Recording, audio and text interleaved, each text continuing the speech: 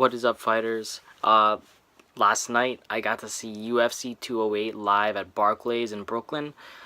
This was my first UFC fight that I saw live, and it was an amazing experience. I want to talk about first my experience watching a fight live, and then talk about the event and my reaction, my review on the event. Now, watching it live was just so amazing. We got really good seats. We were pretty close. We weren't exactly where, like right next to the cage, but we were raised up a little bit, and it was just, to me, it was a perfect view. Nearly perfect view. I'm going to be posting a vlog video on the experience and all that stuff, and show you guys some fight footage, some, live footage from the event, and that way you can see like where exactly we were sitting. But it was really great seats. If you want to check it out exactly like where we were sitting, it was section 3 at Barclays. But anyway, the wow, it was just being part of the crowd, being there, and being part of that whole entire experience is something. It was surreal. I don't know how else to explain it. It felt like a blur. It was just what's cool is that it's really you really get your money's worth, because you watch if you go there early enough to watch the prelims, the event becomes like a really long event. It's like a 6-hour event, like depending on how long they lasted. Now, last night is a bit of an exception. Most of the fights went the mile. There's only one fight that ended up with a submission. That was a pretty good fight. Unfortunately, everything else led up to a decision. I didn't get to see a knockout. That would have been a really cool experience to see a knockout live. This is not going to be my last event for sure. And the event kind of left me wanting more, because for those who haven't seen UFC 208, it wasn't exactly the best event. It wasn't even pay-per-view. It ended up being a Fox Sports 1 event. So you could have caught it live on national TV, which is pretty cool in it of itself, but it wasn't that crazy. I mean, I would love to see McGregor live. The highlights for me from last night was watching Anderson Silva, watching a legend fight, possibly his last fight ever. The way he was talking in the octagon, and the fact that he didn't want to leave the octagon right away, he was like crying. I think it might be his last fight, and that's just like, that's one for the history books, for me to be there and watch him get his last win. So that was cool. The crowd was really loving that fight, even though the decision was a bit controversial, just like the main event.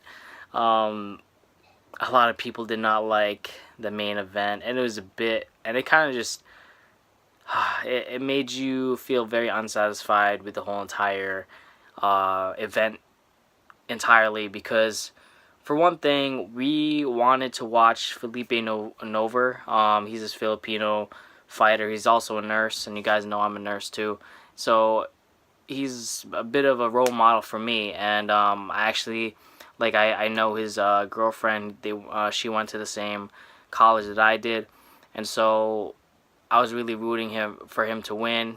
He didn't end up winning. He's also a Brooklynite, and they were fighting in Brooklyn. He's been wanting to fight in Brooklyn. He's the first person from Brooklyn to fight there. So, I mean, that was cool, but unfortunately he didn't get the win. And then probably the most exciting fight was that Poirier-Miller fight. That was a good fight. They were really going after it. Unfortunately, that was really the most intense fight of the night. If it would have been nice if that energy was throughout. Like, I was wishing that all the main events were like that. I was wishing even the prelims were like that, but it didn't seem like everyone was as aggressive as they should have been. And it seemed like the aggressors didn't win last night for whatever reason. But anyway, with the main event with Holm and de Randamie, I'll get to my review section now. I mean, as far as the event, it was still amazing, even though it wasn't the best event. It was great to see it live for the first time, and our seats were really cool, really great. So for that part of it, it was great. It was really good that that was my first UFC event. Now it could only get better, because that wasn't, even Dana White said and admitted that it wasn't the best UFC event. But anyway, the main event, I really thought Holmes should have taken the title, because those shots, those illegal blows, it ended up being a 1-point difference. So that would have been either a draw, or I think she should have just won, because it kind of makes the UFC look bad. The reason why is because if you're making illegal shots like that and you're saying it's okay without taking a point away, then I guess it is okay, and it doesn't show good sportsmanship. It doesn't show good, it's not a good example for anybody, whether you're a kid or you're an adult. Especially the kids now that they're watching UFC fights, it's not a good look for the UFC. But either way, it still was a very dissatisfying match. No one was going for the kill.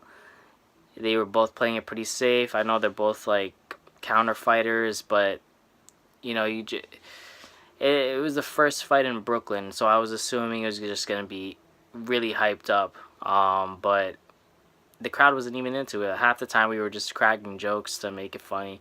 I think that was part of the best experience, just the crowd. But the main event was bad. The co-main event with Silva, it was just cool to see Silva, but that fight was kind of lackluster. I liked some of the moments out of the prelim fights. There were some really good moments there. Sasaki almost got the win at the very end. That was a really cool thing when he got him to roll on his back, and he got to take his back at the end, but he didn't get the win. He didn't get the submission. That would have been cool. But that dude, I forgot his name, but he had a lot of takedowns. That was really good. Nover, I think Nover should have been a lot more aggressive. But